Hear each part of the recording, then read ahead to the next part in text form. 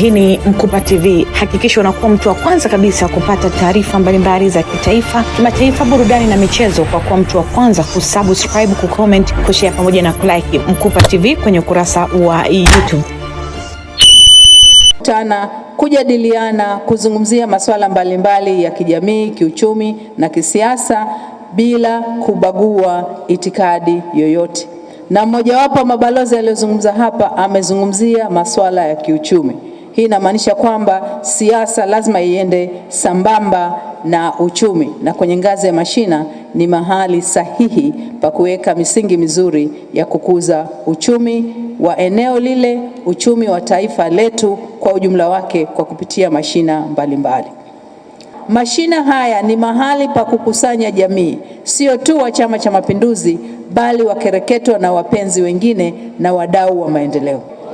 Kwa hiyo mtakubaliana nami nikisema kwamba mashina ni chemchemu ya fikra ambako mawazo bunifu, mitazamo ya vijana na mapendekezo ya maendeleo huanza kabla ya kuyafanya kuwa ajenda rasmi. Napenda kutoa wito kwa viongozi wetu wa ngazi za juu, na nashukuru yuko hapa dada yetu, dada Pili Mbanga, kwamba kwa hakika yale uliyoyasema ninaamini kabisa kwa mkoa huu wa Dodoma, kwamba kurudi kwenye mashina yetu, kurudi kwenye matawi, kwenye kata, kuhakikisha tunafanya vikao vyetu vya kikatiba, kwani ni kupitia vikao hivi tutatoa uamuzi na tutatoa mapendekezo ambayo yanabeba ridhaa ya wanachama wetu na Watanzania kwa ujumla.